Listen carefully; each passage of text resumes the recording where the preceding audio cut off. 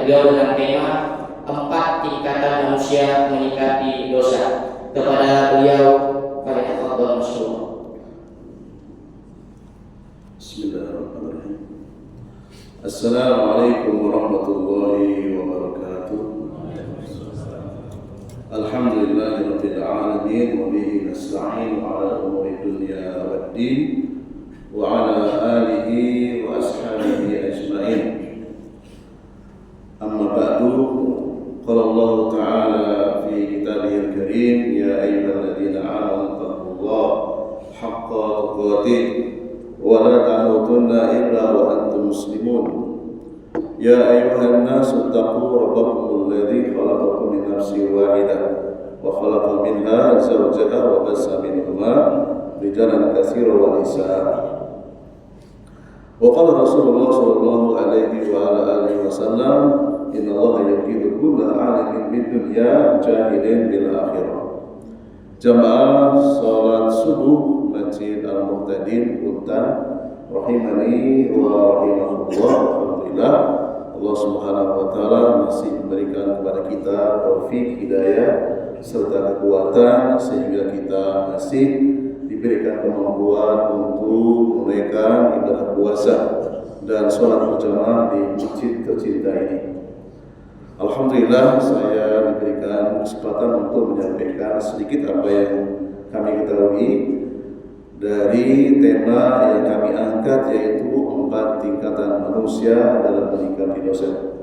Salawat serta salam semoga tercurah limpahkan kepada kiai terbaik kita, guru terbaik kita, Nabi besar Nabi Muhammad sallallahu alaihi wasallam, para keluarganya, segenap sahabatnya, dan orang-orang yang senantiasa mencintai beliau hingga akhir zaman.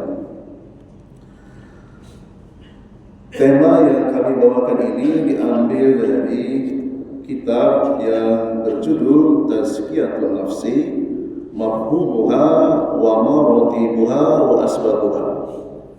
Ya, terjemahnya penyucian jiwa, cara memahaminya, tingkatan-tingkatannya dan sebab-sebabnya, yang ditulis oleh Syekh Profesor Dr. Ibrahim Ar-Ruhaili hafizahullahu ta'ala. Kitab ini tidak terlalu tebal, saya ambil sebagian subbab, yaitu fi maratibin nasi inda husuli dzambi. Ya, ada beberapa keadaan manusia di dalam menyikapi dosa. Ya. Martabatul ula sampai dengan martabatul rabi'ah.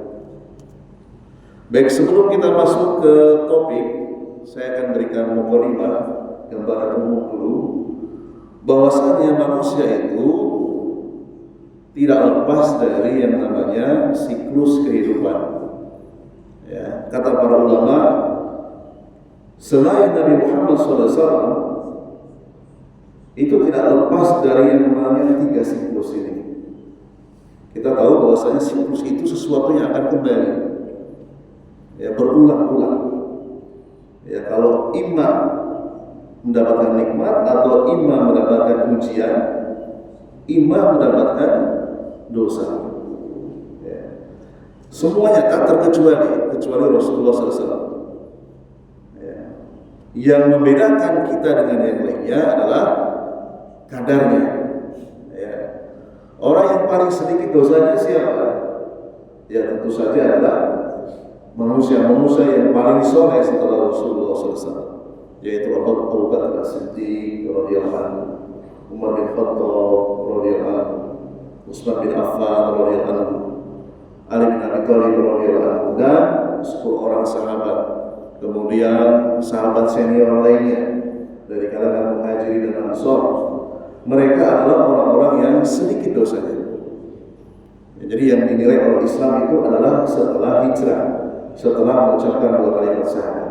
Adapun sebelum masuk Islam itu tidak dilihat lagi. Ya. Apa dalilnya? Dalilnya banyak sekali. Ya, di antaranya adalah surat At-Taubah ayat yang ke-100. Ya, wasabiqunal awwaluna minal muhajirin wal ansar wal ladzina tabauhum bi ihsan radhiyallahu anhum wa radu an wa 'adda lahum jannat. Muhajirin dan Ansor dan orang-orang yang mengikuti mereka dengan ihsan, mereka ridho kepada Allah dan Allah ridho kepada mereka. Keridhaan Allah ini berbanding lurus dengan sedikitnya dosa yang mereka kerjakan.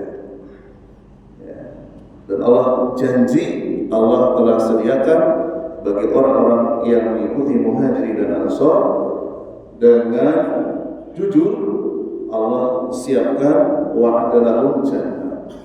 Allah telah menyediakan surga. Jadi yang membedakan kita dengan yang lain itu kadarnya. Kadar dosa kita berbeda-beda.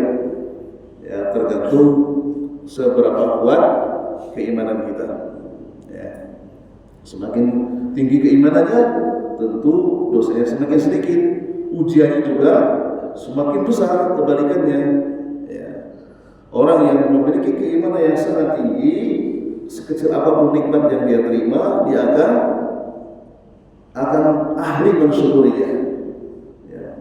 Kebalikannya, orang yang seberapapun banyaknya Allah berikan kenikmatan dunia, namun kalau imannya itu lemah, dia kurang pandai menikmati, mensyukuri nikmat yang Allah berikan kepadanya.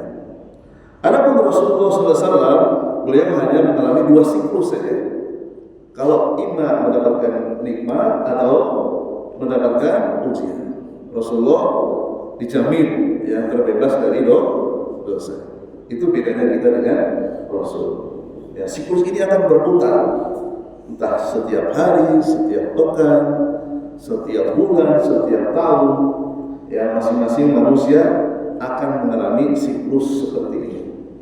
Ya. Oleh karena itu, para ulama ada yang menuliskan doa dalam kitab-kitab mereka. Ya, di antaranya As'alullah al-Karimah, ya, Rabbal Arshil Adim. Ya Allah, aku memohon kepada Allah yang Maha Karim, Zat pengatur, pemelihara arsy yang azim, an yatawallani, agar engkau menjagaku di dunia wal akhirati, di dunia dan di akhirat, wa an yaj'alani, dan jadikan diriku mubarakan, orang yang diberkahi, aina ma kuntu, dimanapun aku berada, wa an yaj'alani mimman idza uqtitu, dan jadikan aku termasuk orang yang idza uqtitu, jika diberi nikmat, syakaratu, aku pandai bersyukur, wa idza ubtulitu, dan jika aku diuji ya dengan musibah, sabartu, maka aku pandai untuk bersabar, wa idza adnabtu, dan jika aku jatuh dalam dosa, istighfartu, aku termasuk orang yang segera untuk meminta maaf, baik itu dosa kepada sesama ataupun dosa kepada Allah Subhanahu wa Ta'ala. Ya. Dan kata para ulama, orang yang memiliki 3 sifat ini adalah orang yang memiliki tanda as-sa'adah. Apa maknanya? Orang yang memiliki tanda kebahagiaan. Ya. Apabila berkurang dari 3 sifat ini, berkurang pula kebahagiaan yang ada pada dirinya. Ya, ketika kita punya salah sama orang, kita belum minta maaf. Bagaimana ketika kita bertemu dengan orang yang kita dolimi? Pasti dalam hati kita ada rasa tidak nyaman. Gitu ya. Kita punya hutang, ya. Kita belum bayar hutang. Ketemu dengan orang yang memberikan pinjaman, tentu kita tidak merasa nyaman. Ya, seperti itulah ya fitrahnya manusia. Ya. Jadi kebahagiaan itu bisa dicapai dengan 3 sifat ini. Ya, ketika dia bersalah, segera ya selesaikan di dunia. Jangan menunggu sampai akhirat. Gitu ya. Ketika diuji, ya berusaha untuk bersabar. Ketika dikasih nikmat, pandai untuk bersyukur. Kita mulai dari yang pertama, al-martabatul ula. Ini tingkatan makhluk yang paling buruk dalam mensikapi dosa, yaitu iblis dan Jabariyah. Man idza a'radallahu adzambu nasabahu ila rabbih. Jadi iblis dan kelompok Jabariyah, kalau mereka melakukan suatu dosa, mereka tidak menyalahkan diri sendiri, justru menyalahkan Allah Subhanahu wa taala. Ini sangat kurang sopan ya, dan sangat jauh dari etika. Wastas'aru annahu, dan dia meyakini annahu, dosa yang dia lakukan itu majburun ala fi'li. Jadi dia itu merasa dipaksa melakukan perbuatan dosa. Makanya ini ditempatkan di martabat yang paling rendah, yang pertama. Ya. Wa man kana hadha halahu fihi sabahu minal musyrikin, dan menasabkan, menyandarkan dosa kepada Allah, ini bentuk penyerupaan kepada orang-orang musyrik. Jadi orang-orang musyrik itu kalau berbuat dosa, dia tidak menyalahkan dirinya, tapi yang disalahkan siapa? Allah Subhanahu wa taala. Mengkambing hitamkan Allah Subhanahu wa taala. Ya, Allah kabarkan dalam surat Al-An'am ayat 148, ya, sayaquluna alladziina asyraku, orang-orang musyrik dia akan mengatakan law sya'allahu ma asyrakna wa la abauna. Ya. Seandainya Allah berkehendak, tentu kami dan nenek moyang kami tidak akan berbuat syirik. Ya. Jadi jelas dari ayat ini orang-orang musyrik menyandarkan kesalahan perbuatan syiriknya kepada siapa? Kepada Allah. Ya, kepada Allah. Ya. Dan yang pertama kali melakukan perbuatan ini selain orang musyrik yaitu iblis. Ya. Dan juga orang-orang Jabariyah. Fahada mauqiful Jabariyati wa man talabbasa bi bid'atihim wa dhalalatihim. Ya, jadi kelompok Jabariyah dan orang-orang yang terpengaruh dengan penyimpangan mereka, idza asaba ahaduhum adzambu qala. Jadi kelompok Jabariyah ketika mereka jatuh dalam dosa, dia akan mengatakan law sya'allahu ma qaddaru alayya. Seandainya Allah menghendaki, tentu aku tidak akan ditakdirkan melakukan dosa ini. Itu kelompok Jabariyah. Ya.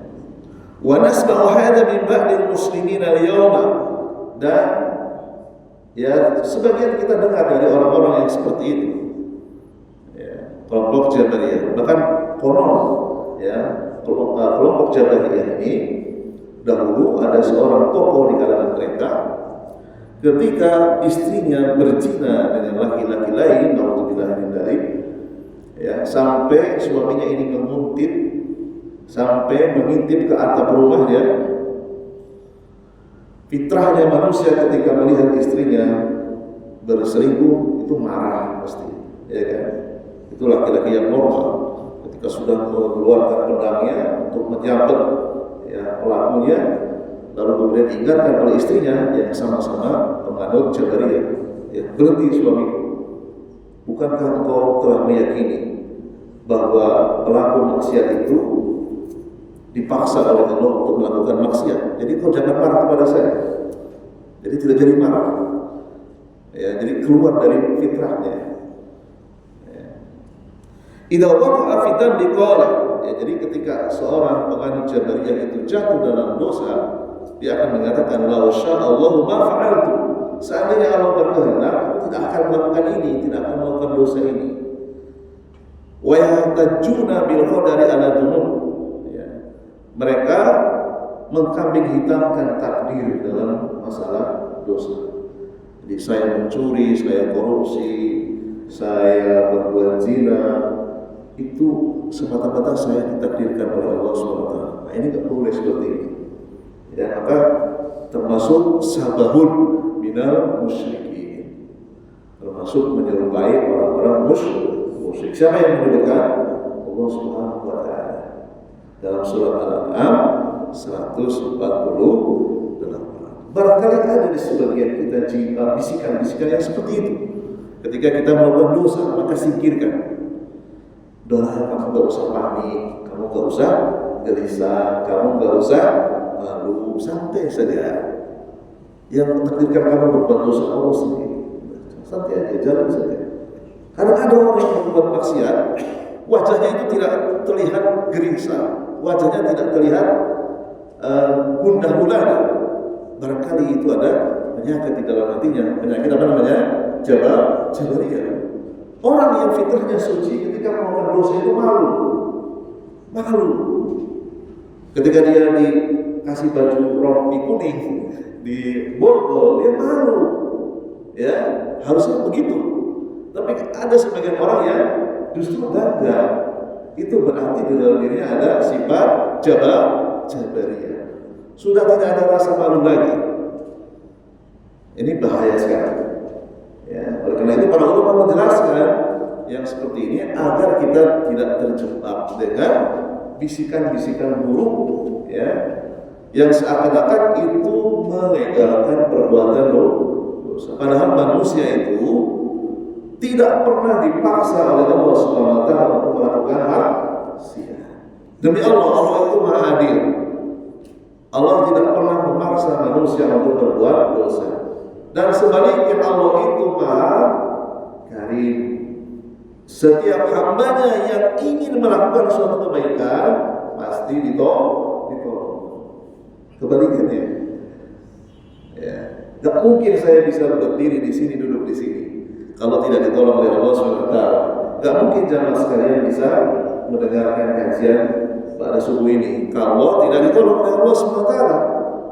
Ya, satu saraf saja di otak kita diputus, udah kita kehilangan keseimbangan. Ya kan? Satu urat saja di betis kita diputus tadi pagi, tidak Allah jalankan, tidak Allah normalkan peredaran darah kita tidak bisa datang ke masjid, ya kan? Maka Allah tolong, Allah bantu kita supaya kita bisa melaksanakan ibadah. Ya. Adapun sebaliknya dalam masalah dosa, kita tidak pernah dipaksa. Wakila inna awwala man ihtajja bil qadari 'alal maksiyah as-syaitan. Jadi makhluk yang pertama kali mengkambing hitamkan takdir sebagai alasan untuk berbuat maksiat adalah setan. Ya. Faqala ba'da maksiatillah. Jadi setan itu setelah berbuat maksiat dia akan mengatakan, ini ada ayatnya Al-Hijr ayat 39. Ya, ayat panjangnya adalah qala Rabbi. Setan berkata, Rabbi, wahai Tuhanku, bima aghwaytani, ya, karena engkau telah menyesatkanku. Bayangkan, ini seburuk-buruk perkataan. Karena engkau telah menyesatkanku, berarti menyalahkan siapa setan ini? Menyalahkan Allah, tidak menyalahkan dirinya. Allah abadikan perkataan setan supaya kita mengambil pelajaran. Ya. Bima Rabbi bima aghwaytani la uzayyinanna, sungguh benar-benar aku akan menjadikan, ya, kejahatan lahum, bagi mereka manusia fil ardi, di muka bumi terasa indah. Wala uqiyannahum ajma'in, dan aku akan menyesatkan mereka semuanya. Ini janji Allah, janji setan kepada manusia di hadapan Allah. Ya. Ini luar biasa ini kalau kita pahami dari sisi bahasa Arab. La uzayyinanna, di sini ada dua penegasan. Yang pertama lam taukid, yang kedua nun taukid. Jadi setan itu gak main-main. Janji dia akan menyesatkan manusia itu sangat-sangat serius. Bukan Buktinya apa? Menggunakan dua taukid. Sebenarnya bisa saja setan mengatakan uzayyinu lahu, bisa aja seperti itu. Tapi di sini menggunakan dua penegasan. La uzayyinanna. Yang pertama menggunakan lam taukid, yang kedua menggunakan nun taukid. Demikian juga pada kata wala uqwiyannahu. Jadi setan itu sangat-sangat serius ingin menyesatkan manusia. Ya, inilah ucapan setan yang diabadikan dalam surat Al-Hijr ayat yang ke-39. Kalau melakukan maksiat, suka berhujjah atau suka menjadikan takdir sebagai alasan, dan ini tidak benar. Ya, manusia dan jin itu diberikan iradah untuk melakukan pilihan, ya kan? Coba setiap orang di sini suruh memilih untuk menggerakkan kepala kita ke depan, ke belakang, ke kanan, ke kiri. Dipaksa nggak? Nggak dipaksa, ya, nggak dipaksa. Ya, jadi kita tidak pernah dipaksa oleh Allah untuk melakukan maksiat. Ya. Jadi barangkali orang-orang yang susah untuk sembuh dari dosa, sulit untuk bertobat dari maksiat, boleh jadi di dalam hatinya ini masih ada penyakit jabariyah.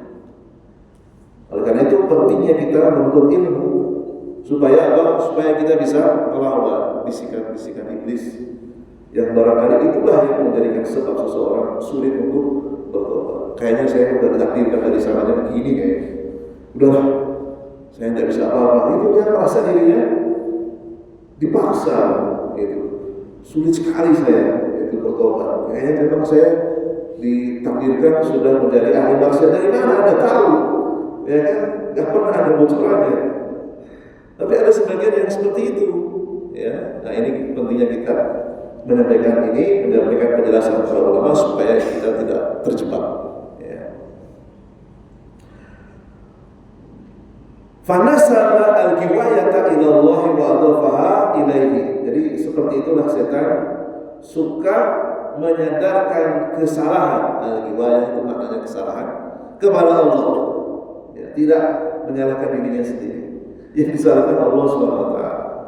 Jadi setan ini punya pemikiran dirinya itu seperti robot yang dikendalikan remote control dari jarak jauh. Dia tidak punya pilihan untuk maju, mundur, ke kanan atau ke kiri. Atau dia punya pemikiran seperti wayang. Wayang itu bergerak ke sana kemari tergantung dalamnya. Manusia berbeda dengan robot ataupun wayang. Manusia diberikan iroda, diberikan kehendak oleh Allah Subhanahu wa Ta'ala. Adapun resikonya tanggung sendiri. Kalau dia berbuat baik, resikonya baik. Kalau berbuat dosa, resikonya juga sakit. Gitu, ya. Jadi manusia berbeda dengan wayang atau berbeda dengan robot. Ya. Bikhilafi Adam alaihi assalatu wassalam, berbeda dengan Nabi Adam alaihi salatu wassalam. Lamma asallaha, ketika Nabi Adam melakukan kesalahan, yaitu mendekati pohon yang dilarang di surga, ya, Nabi Adam bermaksiat kepada Allah. Ucapan Nabi Adam juga diabadikan dalam Al-Quran supaya kita bisa mengambil pelajaran. Apa yang diucapkan Nabi Adam dan istrinya? Rabbana zalamna anfusana, ya Tuhan kami telah berbuat zalim kepada diri kami sendiri. Wa illam taghfir lana, jika Engkau tidak memaafkan kami, wa tarhamna, dan tidak merahmati kami, la, benar-benar nakunanna, kami termasuk orang-orang yang minal khasirin, orang-orang yang rugi. Ini ucapan Nabi Adam dan istrinya, mengakui kesalahannya, bahkan memohon ampun kepada Allah Subhanahu wa Ta'ala. Indah bedanya setan dengan manusia. Ya, Nabi Adam tidak menyalahkan Allah SWT, dia menyalahkan dirinya sendiri. Ya, oleh karena itu Allah memaafkan Nabi Adam alaihissalam. Ya, demikian juga kita hendaknya meneladani beliau. Jika kita melakukan dosa, segera kita untuk bertobat, ya, memohon ampun, jangan menunda-nunda. Ya. Fa'adama istaghfara wa taba. Nabi Adam ketika melakukan dosa beliau segera meminta maaf, bertobat. Walihada taballahu alaihi. Allah menerima tobat Nabi Adam dan istrinya. Walaupun harus menjalani hukuman diturunkan dari surga. Wahalaka iblis, dan iblis binasa bisababi israrihi ala dhambi wa ihtijajihi bil qadari alaihi.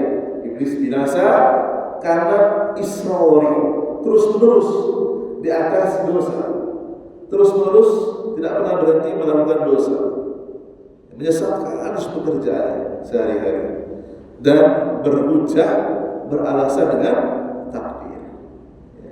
Fahadal masyhadul awwal, inilah tingkatan pertama, tingkatan yang paling hina, wa huwa istis'arun annal abda majbur. Ya, iblis dan kelompok Jabariyah mereka meyakini bahwa setiap hamba itu dipaksa. Wa anna Allah huwa alladhi qaddara 'alaihi dhanba. Na'am, Allah huwal muqaddiru li kulli syai'. Ya, betul, Allah itu mentakdirkan segala sesuatu. Tapi ingat, dalam masalah takdir itu ada dua perincian.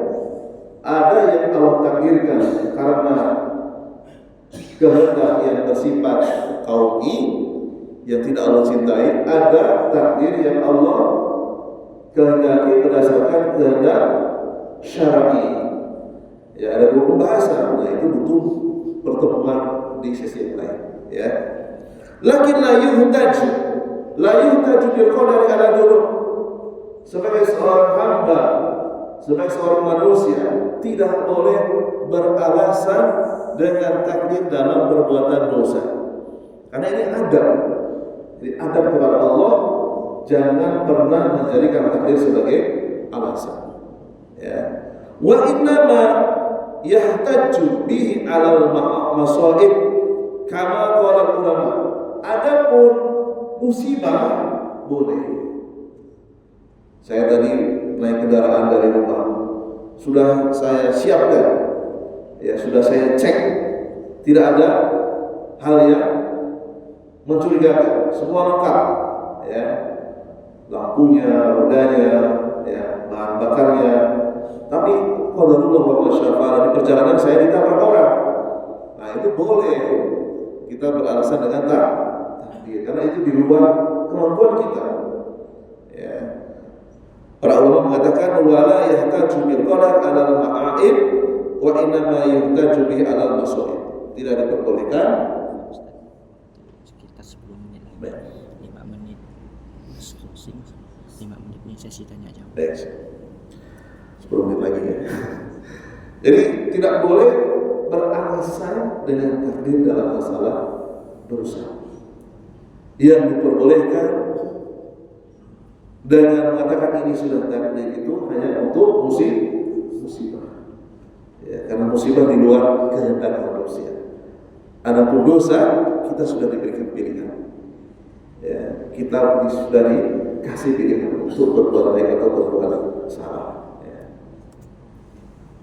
Kemudian berikutnya al-martabatu tsaniyatu, tingkatan yang kedua, ini juga masih buruk, tetapi tidak seburuk yang pertama tadi.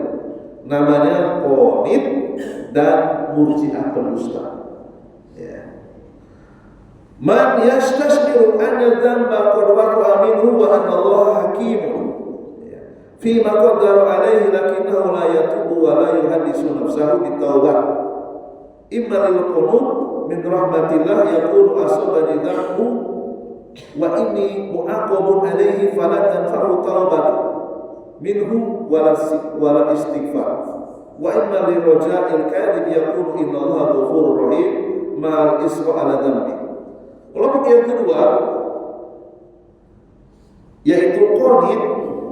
Jadi setiap dia melakukan dosa, ya, dan dia sadar dosa itu karena kesalahannya, ini pasti lebih ringan. Dan dia yakin Allah itu maha bijaksana, tetapi dia tidak mau bertobat. Ya, sebabnya karena dia berputus asa. Ya, dia mengatakan dosa yang aku lakukan ini disebabkan aku telah dihukum oleh Allah sehingga tobatku tidak diterima. Jadi dia suudzon kepada Allah SWT. Saya melakukan maksiat hari ini itu karena hukuman Allah kepada saya. Ya. Sehingga untuk apa saya bertobat? Ini juga sama bisikan iblis. Ya, agar orang tersebut berputus asa. Ini juga bahaya. Kalau kita nggak tahu, kita mungkin hanya meyakini itu hal-hal yang normal, padahal itu tidak normal. Kemudian yang kedua, yaitu imma lirroja al-kadhib. Dia hanya ingat Allah itu maha pengampun, Allah itu maha pemaaf. Tetapi dia melupakan Allah memiliki sifat ghadab. Apa itu ghadab? Marah. Allah juga memiliki sifat marah. Dia hanya ingat sifat-sifat Allah itu maha pengampun, bukan apa-apa. Hari ini maksiat, gak apa-apa. Allah itu maha pemaaf. Besok kita tobat. Jadi dia berpura-pura ya. Hari ini gak masalah untuk buat dosa. Nanti malam saya tahajud, selesai dosa. Hari ini mencuri, nanti malam saya akan bertobat, besok saya kembalikan hasil curian, gitu ya. Dia lupa Allah SWT memiliki sifat ghadab. Apa buktinya? Dalam surat Al-Fatihah ayat yang ke-7, Allah berfirman, "Siratal ladzina an'amta 'alaihim ghairil maghdubi 'alaihim waladdallin." Jalan orang-orang yang telah Engkau beri nikmat, yaitu para sahabat, bukan jalan orang-orang yang Engkau murkai. Berarti Allah memiliki sifat murka sesuai dengan kemuliaannya. Allah memiliki sifat murka. Ya. Rasulullah SAW pernah bersabda, "Ittaqi da'watal mazlum." Takutlah kamu terhadap doa orang yang terzalimi. Fa innahu laisa bainahu wa bainallah hijab. Antara orang yang terzalimi dengan Allah itu tidak ada penghalang, doanya pasti mustajab. Ya, jadi kita harus takut Allah akan menghukum. Ya, memiliki sifat menghukum orang yang berbuat dolim. Nah, orang-orang murji'ah pendusta ini lupa kalau Allah itu punya sifat ghadab. Dia hanya ingatkan Allah itu maha pengampun. Inilah pentingnya kita belajar tauhid, nama dan sifat, sehingga kita tidak terjebak dengan sifat seperti kelompok murji'ah dan berdusta. Sudah habis waktunya? Baik. Kalau sudah habis, masih ada lagi di lain kesempatan saja. Ya, mungkin ada sesi tanya jawab, kami persilakan. Kalau saya mau jawab, saya jawab. Kalau saya tidak mau jawab, saya bertanya kepada yang lebih alim. Coba. Alhamdulillah telah kita dengarkan kajian yang disampaikan oleh Ustaz Dr. Dodi